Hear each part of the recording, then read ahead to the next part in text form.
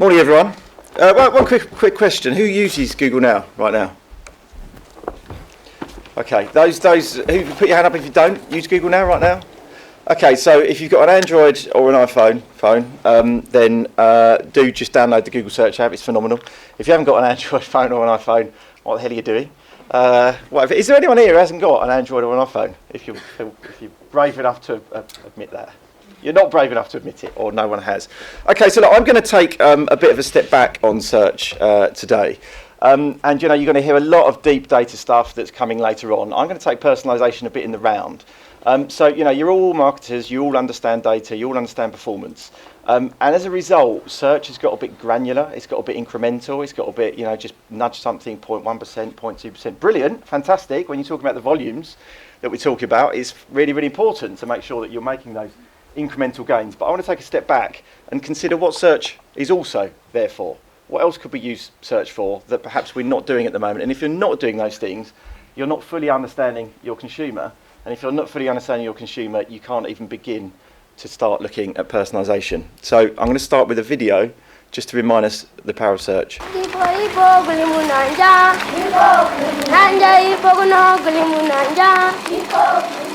Not long ago, I planted a crop of potatoes.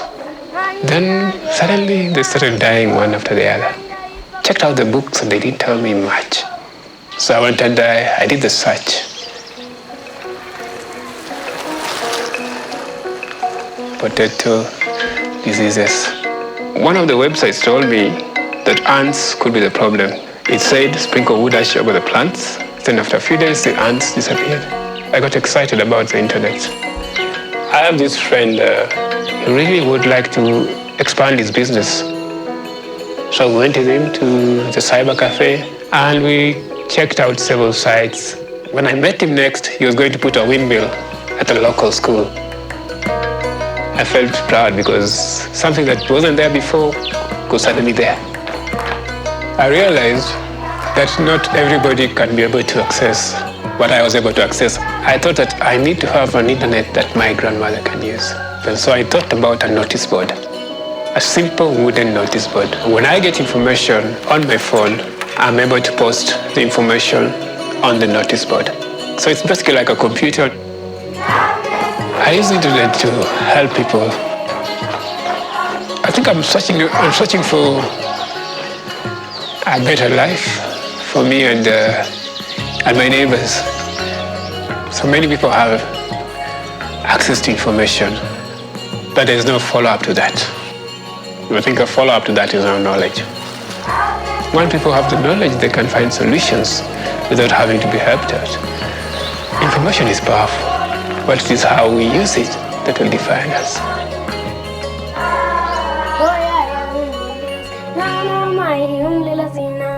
So, we take constant connectivity for granted. In Africa and other places, they take it less for granted. They don't have it. But there's a great example of someone who's actually harnessing the power of the internet to make his life better. I was in India last week, actually, and we launched the Android One. I don't know if anyone saw the Android One launch. Basically, it's a smartphone with pretty much the power of your close to top-end iPhone or Android that's going to retail with a contract for $60. So the plan is that we sell 1 billion of these in India first and then the rest of the emerging market to get the power of the internet into the hands of other consumers. So, I'm not going to talk about export today, but if you are thinking about export, then maybe that's a conversation that you want to have a chat to Net Media Planet about in the future. So, why is search important? What can search tell us? Well, I think the first thing is that we are always in search mode. So, now every single one of you has got a smartphone in your pocket. You've got access to search 24 hours a day. I've actually got the Android watch here today. That makes it even easier to search. So rather than having to get your phone out your pocket, which might take 15 seconds to do each time you do it, then you just turn your wrist and say, okay, Google, and then you can start searching on your phone or do whatever else you want to do on your watch, or whatever else you want to do on your watch. Google Glass is also doing a similar thing. We've got that as well, which you can see in the break afterwards. So we're always in search mode. We're searching more and more. And as a result, the numbers of search queries are going up. So there are now 100 billion search queries every single month, 100 billion search queries every month, 15% of which we've never seen before. So 15% of search queries are completely new to us every single month without fail. And so that means that we're constantly learning new things about the things that people are searching for, and trying to understand our consumers better. And so, with 2.5 billion searchers on Google every single month, in effect, you've got the world's largest focus group. And we make loads and loads of tools available, which you can use, or you can ask NetMedia Planet to use for you, to help you mine that data, to help you try and understand what your consumers are doing. So you can make better decisions about your business, you know how to target them, you know how to personalise to them, some of which you're going to see later on today. So with that massive focus group, it essentially means the database of intentions is changing all the time. Who remembers the phrase database of intentions? Anyone? Shri at the front. I won't ask you who said it and when, but basically it was a guy called John Patel, who is a famous blogger on the internet, and he actually came up with that phrase in 2003. And what he was trying to say is that the database of intentions, or what Google search gives you, is a snapshot of humankind, snapshot of what's going on in the world all the time, at any point in time, and how that's changing over time. And I'm just going to read out very, very quickly something he said about this. So database of intentions, it represents a massive database of desires, needs, wants and likes that can be discovered, archived, tracked to all sorts of ends. So the point is that, when we're searching, we're truthful and we're honest and we're intimate. So, in social media, I'm sure you've all got social media profiles, you're curating. It's what you're saying. You're being really, really kind of concerned about what you're saying to your audience. In search, you don't have that. So we can get a really, really good understanding of exactly what the population of the world is thinking at any single time. Right down to localization as well. And I'll show you a couple of things about that as we go through. So we're also seeing changes in the way that people are searching. So searches for why are growing 1.5 times as fast as what? These are existential searches. To give you an example of how that looks. So here are some searches that we generally see all the time. So why is the sky blue? Why do men cheat? Why do cats purr? These are things that we see on a regular basis. If we take the first quarter of this year, the number one search for why was Flappy Bird deleted?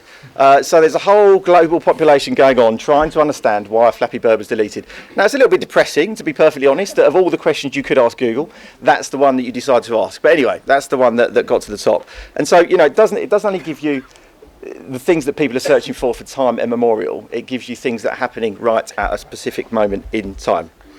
And then probably just importantly, searches for how to have tripled in the last 3 years. So people are using the internet to self-actualise. They're using the internet to help themselves, to get better, to develop. And so one good example of this is Zoella. Who's familiar with Zoella? There's a few. Any men familiar with Zoella? There's a couple of men. Maybe you've got kids. So I've got three daughters. And I got home a few days ago, and one of them was watching Zoella on her Chromebook, obviously, on YouTube, obviously.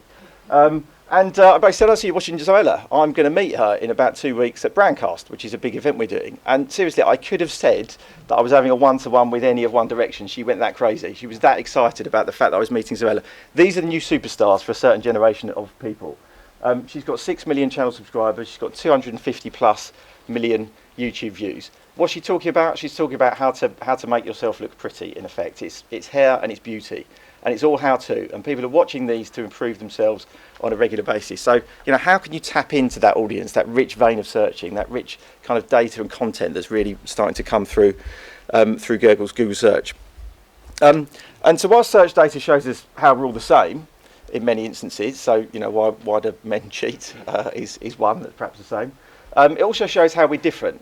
So, as we move to increasingly to an internet culture, the kind of the knee-jerk reaction is to think that all geographies are the same, and they're not.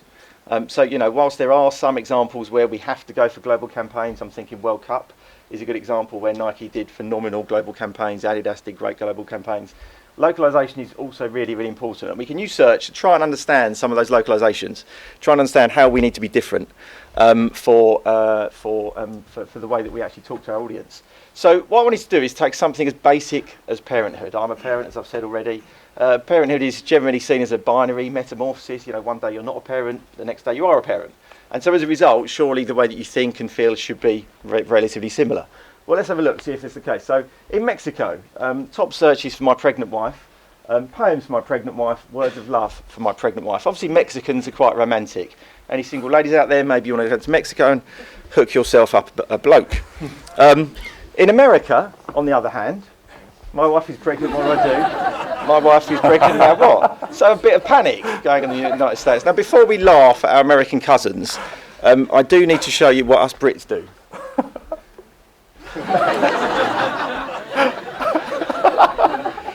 So, having had 3 kids, I can kind of agree with that statement. So you know, if we were running if we were Pampers for the sake of argument, and we're looking to get into those different markets, you know, we can use search to try and understand the different nuances that are going on within local markets. And so what we wanted to do was rather than kind of think about these things in the round, we wanted to take something which happens every year, and is actually getting bigger and bigger for online, and that's Christmas. But you know, we could have used some of these data trends not just for Christmas, but we could have done them for Easter, for Valentine's Day. Even we're starting to do some stuff. We did a lot of stuff in the World Cup. Even something as simple as Premier League deadline day. There was a whole bunch of data that we produced in real time, which actually helps a bunch of advertisers in beta, to make more sense of what they should be doing with their advertising. So you know, talk to Net Media Planet and talk to us about this. But I just want to give you a couple of things. There's a statement of the bleeding obvious. Obviously, online retail is growing fast. Anyone want to counteract that statement? I think probably not. But let's go through some of the figures of why it's growing really, really fast and how it's growing fast. So last year, 2013, obviously the last full year of data, it was growing about 9 times faster than overall UK retail sales growth. So, you know, if you have got a website, and I imagine all of you have, because if you haven't, you probably wouldn't still be in business, hopefully you're seeing at least that kind of exponential growth on your retail channels, on your online channels, over and above what you see elsewhere. And increasingly, you know, we're seeing these purchases made online. So 20% of all purchases are now made online, which is enormous. I mean, sometimes we kind of, you know, we get rather flippant about what's going on in the internet, but 20% of all purchases now made online. I think in my house it's probably more like 85, 90%, because no one's ever there, and I expect some of you working are similar. And we're not seeing this slow down anytime soon. So, you know, even if you did nothing else, even if you just took advantage of the extra traffic you're going to see coming this Christmas, you're probably going to get an 8% increase on your sales as opposed to what you did last year. So we're still seeing this grow significantly into this Christmas, and it's probably no surprise. I mean, anyone who's been to a Google presentation over the last probably 4 or 5 years has heard us bang on and on and on about mobile. And the reason why we do is because, you know, we could see this happening, and we felt that clients and advertisers weren't moving fast enough. And honestly, I'm not picking on any of you, but we still think that's often the case.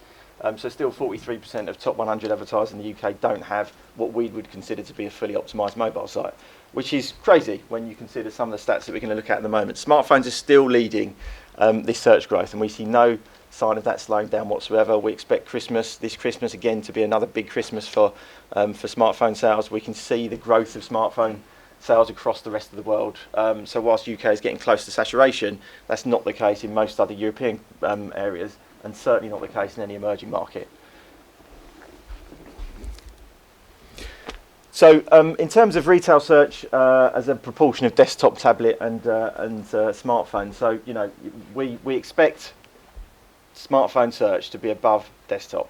So at various points, and we'll go through that in a second. So if you're not fully optimizing your mobile campaigns, there is a whole bunch of traffic you're going to miss out. Now, we've worked really, really closely with Net Media Planet for a long time on mobile. They are expert at mobile. And so, you know, if there's anything in there that you don't really understand, then do please speak to them or speak to us. But, you know, this is a trend that is going to continue. What we're actually seeing is that tablet is replacing desktop. So, you know, that's one of the reasons why we changed some of our campaigns in AdWords last year, because we actually felt that there was a tablet takeover of desktop, and smartphone was driving a significant amount of growth. This isn't slowing down anytime soon. Especially as if you think for 13 days in December, which is your prime shopping, prime retail period, mobile search in retail will be bigger than desktop across every single category. So you can see at the weekend, that's pretty much standard. At the weekends now, we generally see smartphone searches for retail always ahead, always more than 50% of desktop and tablet. But then Christmas Eve, Christmas and New Year's Day. Christmas, I can vouch for that. I mean, you know, I have to go around the mother-in-laws. I'm searching quite a lot on Christmas Day. And so, you know, I'm not saying I'm purchasing a huge amount, but I could be, because I've got kids. They might have purchased it. They might have got a present, and I need to purchase something for them for that particular present. So just make sure you're there at that point. And we're actually starting to see, or we're seeing, much more conversion on smartphone as well. And this was one of the things that generally we were getting pushback from some customers on. We're seeing the traffic, but we're not seeing the conversion. Without question, we are seeing those conversion rates go up dramatically. Generally, it's when there is a fully optimized mobile site and it's very, very easy to purchase. We've got a whole bunch of collateral which can help you understand how to build a proper mobile site. We've got mobile UX specialists who can help you understand what a mobile site should and shouldn't do. And if you do it right, then you will actually be able to drive significant growth. I mean, we always hear about Amazon, and the reason why we hear about Amazon is because they've done such a phenomenal job. It's so easy to purchase on a smartphone on Amazon. Why would you do it any other way? And you can do exactly the same thing, and without question, it leads to significantly more growth in shopping. But the other thing, and we're going to talk about this in the panel, so I won't go on about this too much. But the power of mobile to actually drive in-store sales as well. So whilst we're seeing huge amounts of increases in conversions on mobile doesn't start and finish on conversions. We've got to think much broader about that. On desktop, I kind of understand that it's easy just to say, yeah, there's a CPA and we've got to hit that CPA, and as long as we're doing that with the conversions that we need, that's a good place to be. But with mobile, things like click to call, things like clicking on an ad and then going into store to purchase, things like researching on a mobile phone, you've got to make sure that you're there when your customers are actually searching for the products that you're particularly interested in, or the categories you're interested in, because there's so many ways in which you can actually start to understand what your customer's doing, and we'll touch on some of those on the panel in a second. And that's in 2013, so 7% were influenced. That's going up and up and up, as you can imagine. So if you have got bricks and mortar as well as online, do make sure that you're taking full advantage of mobile. And then there are key dates that you just have to be aware of, and I'm sure you probably are some of these already. So Black Friday last year was the fastest growing retail search day. Cyber Monday, busiest retail search day. Christmas Day was actually the biggest mobile search day. And then Green Monday. Who's heard of Green Monday? I was a bit disappointed being a New Order fan. They didn't call it Blue Monday. But they didn't. They called it Green Monday. It came from shopping.com, apparently, which is owned by eBay, in 2007. And it's basically the second week of December. Second Monday of December, and they just it was their biggest week, their biggest day of the whole of the Christmas period, and so they called it Green Monday. So essentially, whilst we all know about Black Friday, we all know about Cyber Monday, Green Monday is like the next phase on, and so you need to make sure that you're taking full advantage of those peaks when they happen. And then product listing ads or Google Shopping. Who's using PLAs right now? So quite a few of you. Anyone not seeing an increase in conversions and a decrease in cost? No one. So I think this is the tip of the iceberg, to be honest. We've put a lot of investment into Google Shopping, a lot of investment into product listing ads, mainly because we tested them quite lightly in the US, and we saw just the most ridiculous results. They went through the roof. Initially on desktop, but increasingly on mobile as well. So why this is the tip of the iceberg is because this is the start of moving AdWords into a feed-based business. So the critical thing about product listing ads is making sure your feeds are absolutely watertight, are absolutely solid. And again, if you don't know how to do it yourself, you can talk to Net Media Planet about that. So what are people searching for around the retail Christmas period? So this is actually my daughter's birthday list. I did get her permission before I used it. I don't know how many of those things are actually on your birthday list. And some of these things weren't trending. So, for example, a slushy cup is not trending right now, which is a shame because slushy cups are amazing. You put them in the freezer and you get a frozen drink within about 30 seconds. Lots of other things on there not trending, but the one thing I've pulled out is a Reckless journal. She's actually spelt Reckless without the W, which she got told off for, lost her pocket money, of course. But there's the searches for Reckless journal this year. So, there wasn't a lot of interest for most of the part of the year, and then all of a sudden something happened at midpoint of this year and it went through the roof. So that's just one example of how, if you're a retailer and you were looking at Google Trends, you could start to understand where there was interest, you could start to stock up on product, you could start to promote specific products more heavily. And again, these are all things that NMP and Tree and the guys and Luke and so on will be doing, but good to kind of get that knowledge for yourselves as well. And then categories that we're seeing significant growth in. I mean, honestly, it's not a massive surprise. These are things that are relatively straightforward to buy. to buy online. But we're not necessarily seeing these slow down anytime. So beauty, home, food, fashion. Fashion is around 5% there, but we're seeing certain types of fashion go through the roof. So luxury apparel in particular is just going crazy right now. Companies like Burberry and Chanel and Gucci and so on have done some really phenomenal stuff online, and as a result are driving the luxury sector through. So whenever we start to see a flattening of search growth, another category comes in and really starts to take over. So you can understand that, and you can start to play to your consumer. You can start to understand what they're searching for around the category more and more, to build better campaigns. And then going back to that thing we were talking about earlier about how to. So we saw Zoella, and she was talking about how to tie your hair, how to put a bow in your hair and that kind of stuff. We're actually seeing a massive shift towards how to for Christmas as well. So kind of this self-development, self-actualizing that we're seeing across the rest of the web is also being part of Christmas. So if you've got anything at all that you think can be made for Christmas, then this is a good time to be promoting it quite heavily. We expect this to continue to grow, but you can see the massive spike in searches from 2009 all the way through to what we expect to be another massive how-to Christmas this year. So what should you be doing? Well, obviously think digital, I'm going to say that.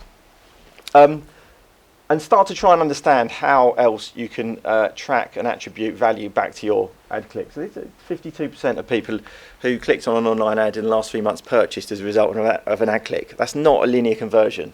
That's someone looking at an ad, it's clicking on an ad, potentially collating that data, and then they come back at some point in the future and purchase a product. Now, if you know that ad has had any kind of relevance to that purchase, which we can help you with through things like universal analytics and other less complicated tools, to be fair, then it makes sense for you to be investing more in those areas.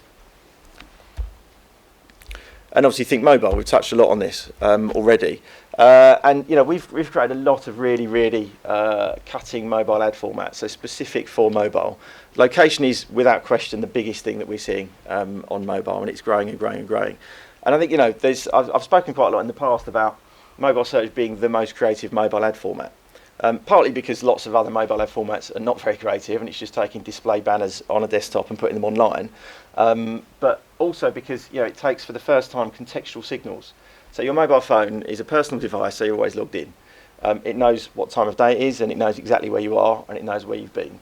And so as a result, we can actually serve much more targeted, personalised ads to individuals based on location and time and usage history and so on, which is going to ultimately lead them to look much more favourably on that ad. It's going to be much more relevant to them, and as a result, it's much more likely they're going to take an action of that ad. And then the final thing, I've touched on this before, but if you've got a bad mobile site, and you might think at the moment you've got a great mobile site, I'm not picking on anyone because I don't know exactly who's in the room, but if you've got a mobile site that isn't fully functional, then you will be losing a massive chunk of your audience. Users now expect to see a really strong mobile offering. They expect to do what they want to do, and broadly that's the most basic of functions. Purchase something, find out a bit more information about them, get a call back, that kind of stuff. So the fact that we're still seeing this huge amount of abandonment of mobile is a lost opportunity.